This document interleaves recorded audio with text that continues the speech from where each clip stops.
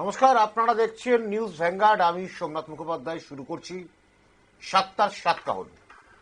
আজকের বিষয়টা একদম ভিন্ন, একদম অন্য। বিষয়টা একটি অভিযোগের ভিত্তিতে, তারপর সেই অভিযোগ যখন প্রমাণিত হয় তার ভিত্তিতে। এই মুহূর্তে বাংলায় যে শাসক দল রয়েছে তৃণমূল, এছাড়া বিভিন্ন দল কিন্তু, যে সেটা ত্রিপুরার হতে পারে, সেটা আসামের হতে পারে, যে তাদের অভিযোগ ভিন রাজ্যে বাঙালিদের হেনস্থা করা হচ্ছে, বাঙালিদের কাজ দেয়া হচ্ছে না। ইতিমধ্যে এই ইস্যুকে কেন্দ্র করে তৃণমূল কিন্তু ভোটের প্রস্তুতি নিতে শুরু করেছে। ঠিক এই সময় যে অভিযোগ সামনে এলো সেটা কিন্তু মারাত্মক। ঠিক শহর কলকাতা লাগোয়া কলকাতা পুলিশের লেদার কমপ্লেক্স থানা এলাকায় বাঙালি শ্রমিকদের ছাঁটাই করা হচ্ছে বলে বলে, কারণ তারা বাংলা ভাষায় কথা বলে। কথাটা একদম সত্যি। সেই ছবি আমাদের ক্যামেরা ধরা পড়েছে। আমরা এই নিয়ে আলোচনা করব। আমাদের সঙ্গে রয়েছে রাজনৈতিক বিশ্লেষক সুকান্ত ঘোষ, ডক্টর সুকান্ত ঘোষ, এবং গ্রাউন্ড জিরো থেকে আমাদের প্রতিনিধি গোপাল শীল। দুজনকে জানাই স্বাগতম। ঠিক কি হয়েছিল? সবার আগে ওখানকার শ্রমিকরা কি বলছে সেটা একবার শুনে নেব। আপনাদের সমস্যা বলতে আমাদের সবই লোকালের ছেলে, তো লোকালের ছেলে আজ দীর্ঘ 2-2.5 মাস এখানে কাজ করছে। কাজ করতে করতে হঠাৎ ওই যে জিএমটা এলো এখানে, কি অজয় শ্রীবাস্তব আসার পর উনি ব্যক্তিগতভাবে ওনার বাইরের থেকে ছেলেদের আনছে, সে এনে কাজ করাচ্ছে। কিন্তু আমাদের বাঙালি যারা এখানে কাজ করছিল এদেরকে একে একে এদেরকে তাড়িয়ে দেওয়ার চিন্তাভাবনা, খালি চিন্তাভাবনা না, কাউর ফোন নিয়ে কেড়ে ফেলে দেওয়া, কাউকে গলা ধাক্কান দেওয়া, এই নিয়ে অনেকবার আমার পাড়ারই ছেলেরা সব আমাকে বলেছিল, আমি সেই পাইনি। আজকে ফের ডাকলে এরা এলাম, আসার পরে শুনছি এরা প্রকাশ্য বলছে যে বাঙালি এই কারখানায় চলবে না, আমরা বাইরের থেকে এনে কাজ করাবো। কিন্তু বাংলার ভিতরে, আমাদের ভাঙড়ের ভিতরে যদি ইউপি থেকে উত্তরপ্রদেশ থেকে জিএম এসে বলে যে বাঙালি ছেলে চলবে না, সেটা আমরা মেনে নিতে পারি? যেহেতু এখানে বলছে বাঙালি ছেলে চলবে না, পরে সবাই বাঙালি ছেলে কাজ করছে এখানে, বাঙালি ছেলে বলতে চলবে না, ঠিক আছে? আর ও ইউপি থেকে এসে ওর নিজের মর্জি মতো চালাবে কামটা, ঠিক আছে? ও নিজের মর্জি মতো চালাবে।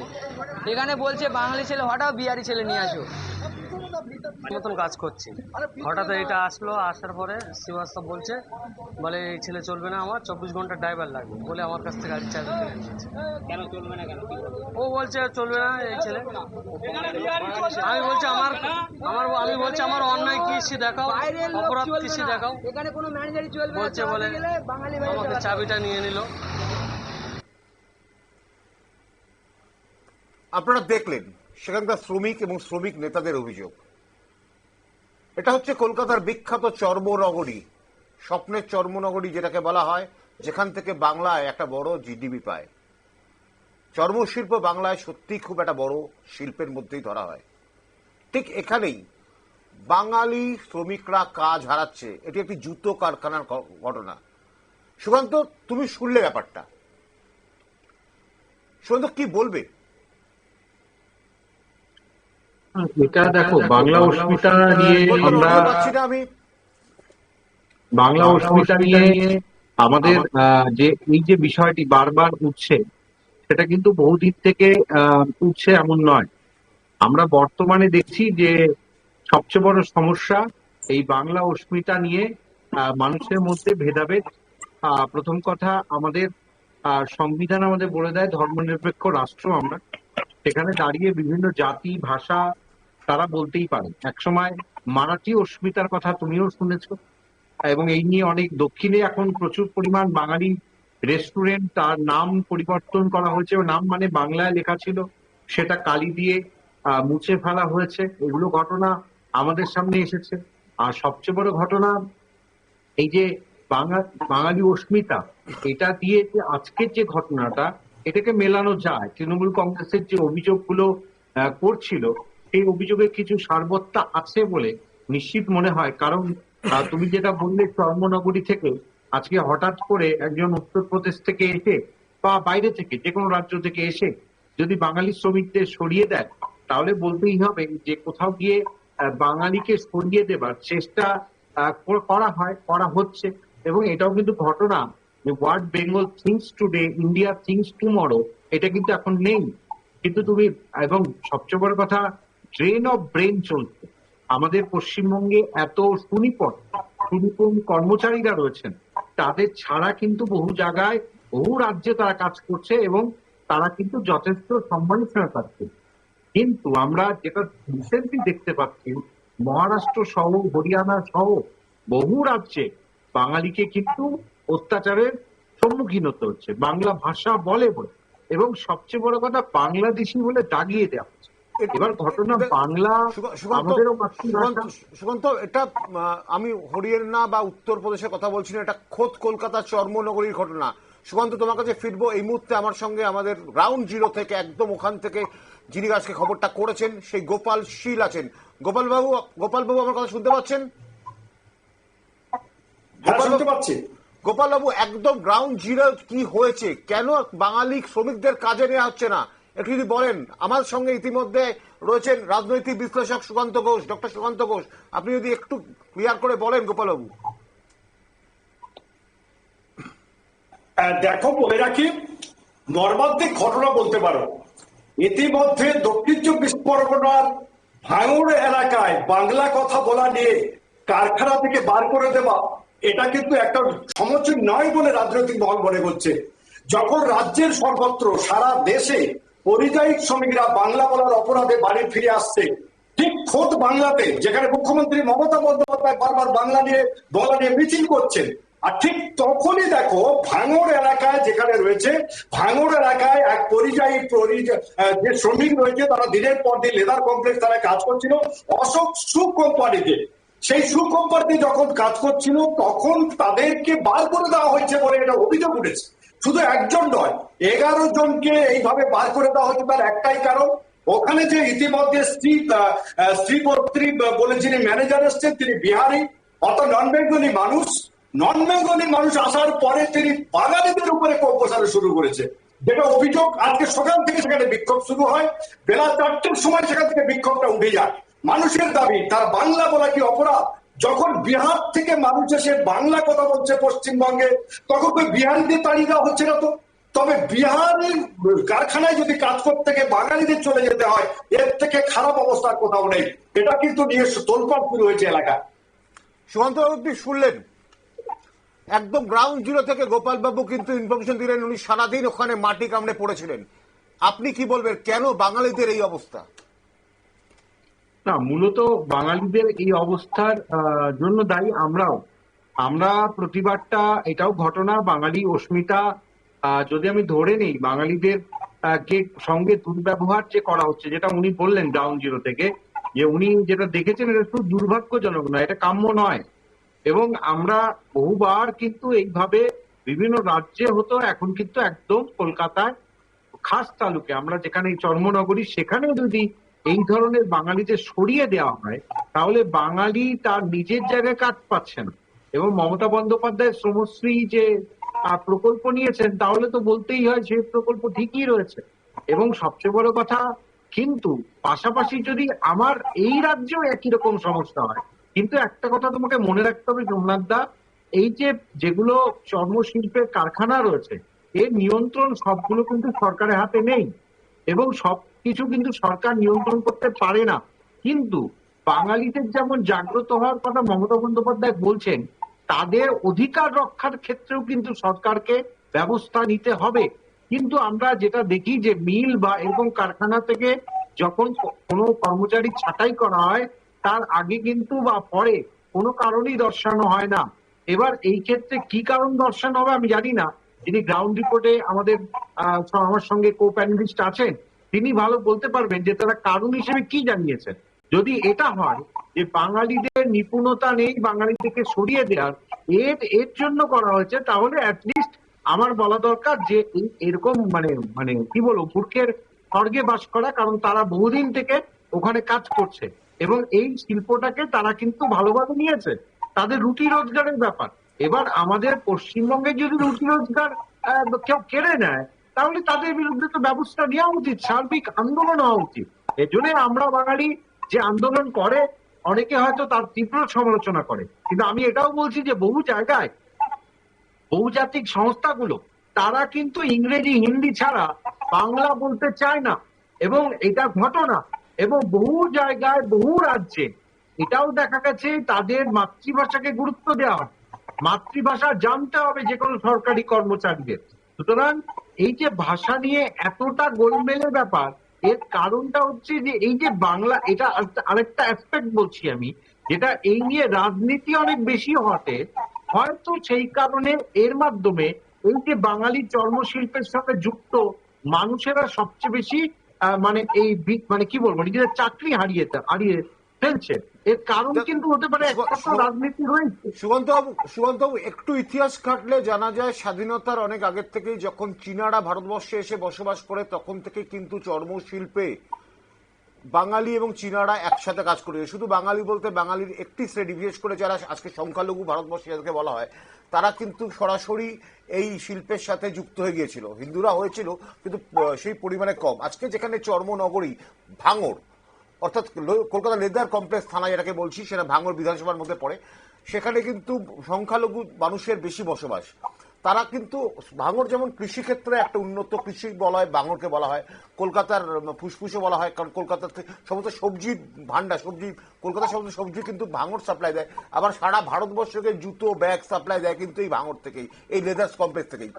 এখানে যারা কাজ হারিয়েছেন তাদের মধ্যে কিন্তু বেশিরভাগই দেখা যাচ্ছে সংখ্যালঘু। কি বলবেন গোপালবাবু?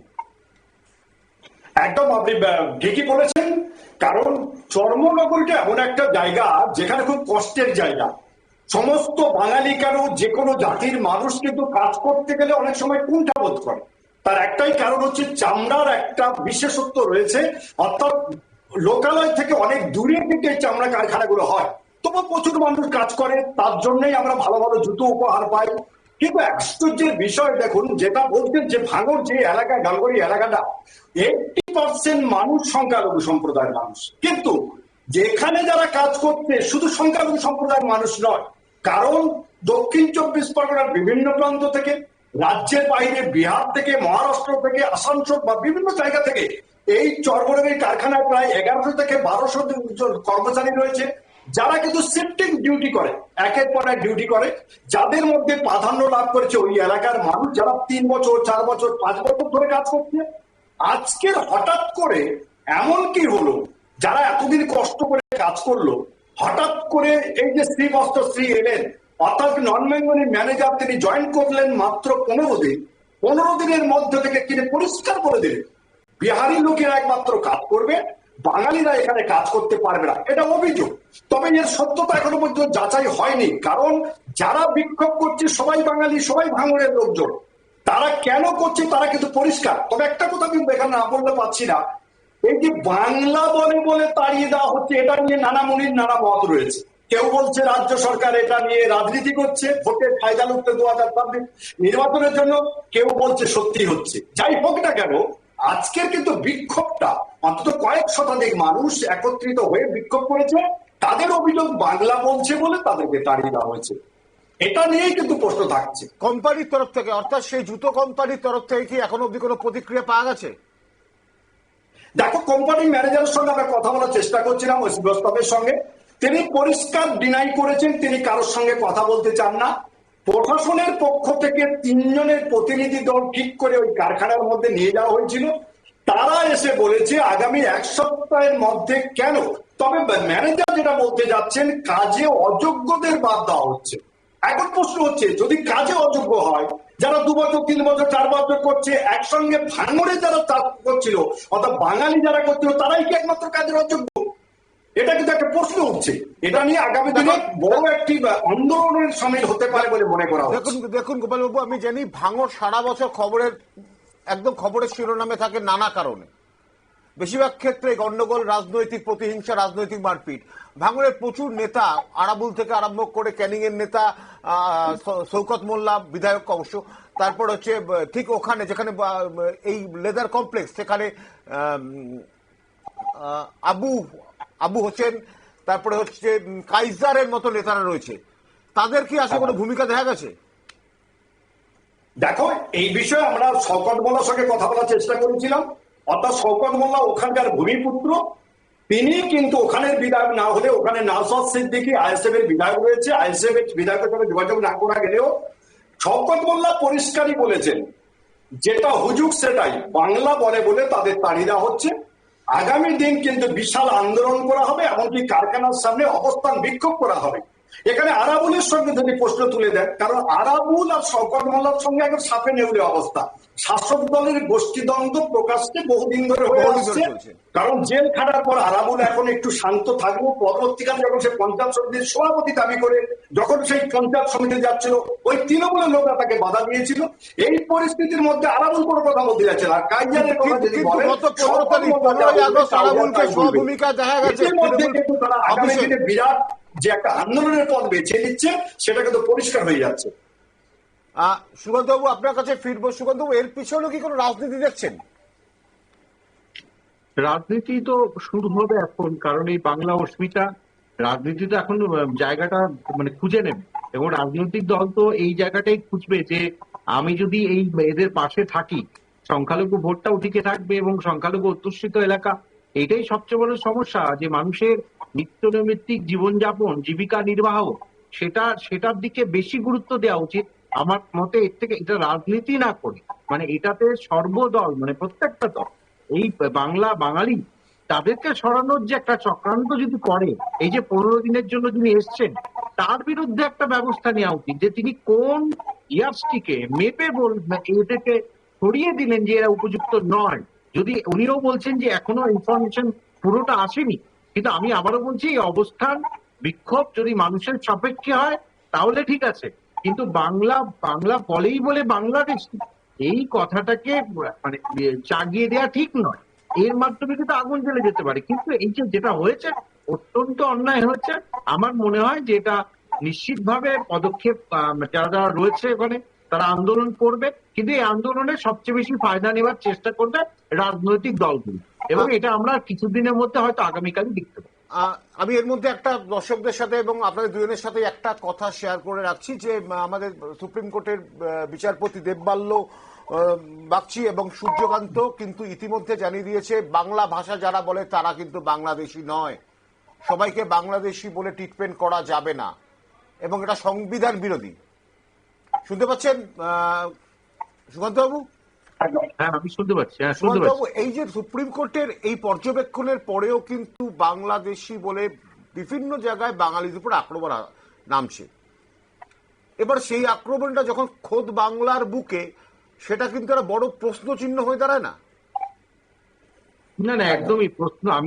আমি তো বলতেই চাইছি যে মানে রাজনৈতিক দলগুলো চাইলে এদেরকে তার অধিকার ফিরিয়ে দিতে পারে, কিন্তু আমি যেটা হাইলাইট করবার চেষ্টা করছি একজন রাজনৈতিক বিশ্লেষক হিসেবে, রাজনৈতিক দলগুলো এখান থেকে চেষ্টা করবে 26কে পাখির চোখ করে। বাংলা অস্মিতা বড় বিষয় নয়, বাংলা অস্মিতা সামনে রাখা হয়েছে, কারণ বাংলা অস্মিতা যদি হতো, এই তোমাদের ভ্যানগার্ড টিভি চ্যানেলের আগে যারা এই যে জনপ্রতিনিধি আছে, তথাকথিত কিছু প্রতিনিধি আছে যারা জগ ছুড়ে মারেন অধ্যাপিকাকে, তারা অন্তত এখানে পৌঁছে যেতে পারতেন, তারা কিন্তু পৌঁছয়নি। সেই কারণে আমার একটু মানে সন্দেহ রয়েছে যে আদৌ এরা যাদেরকে ছড়িয়ে দেওয়া হলো, তাদের বাড়িতে প্রতিদিনের খাবার তারা মানে সংস্থান করতে পারবে তো এর পরবর্তীকালে, মানে এর বিরুদ্ধে কি হতে পারে। তবে আমি আবারও বলছি, ভ্যানগার্ডের মাধ্যমে যদি সাধারণ যারা জনগণ এবং তথা জনপ্রতিনিধি একসাথে এই বিরুদ্ধে বিদ্রোহ করে, তারা নিশ্চিত হবে। কিন্তু আমি আবারও বলছি, বাংলাদেশি কারা আর কারা ভারতীয় তা নির্ধারণ করার দায়িত্ব নির্বাচন কমিশন এসআইআর এর মাধ্যমে নেবে, এবং তখন নিশ্চিত জানা যাবে। তার আগে এটাও ঘটনা সংখ্যাটা, যে যারা বাইরে থেকে আসছে, যারা বাইরে থেকে অনুপ্রবেশ করছে, তাদের কোনো অধিকার রক্ষায় রাষ্ট্র সক্রিয় না হয় বাঞ্ছনীয়।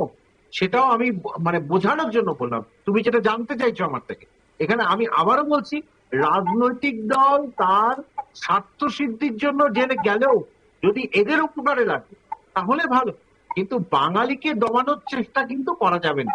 মানে বাঙালিকে যদি কেউ দমাতে চায়, হয়তো সুকান্তবাবু, একদম সময় শেষ। আপনাকে ধন্যবাদ। টেকনিক্যাল কারণে আজকে আমরা প্রায় 7-8 মিনিট পরে শুরু করেছি। গোপালবাবু, আমি আপনার কাছে একদম অনুরোধ করব, কালকে সকাল থেকে আপনি এই খবরের দিকে নজর রাখুন। বাঙালি শ্রমিকরা কোনো রাজনৈতিক শিকার নয় তো, না সত্যি তারা অযোগ্য? আমরা সত্যি খবরটা তুলে ধরব, এটা আমাদের কমিটমেন্ট। আমরা 7টা 7 এখন শেষ করছি। আপনারা দেখতে থাকুন নিউজ ভ্যানগার্ড।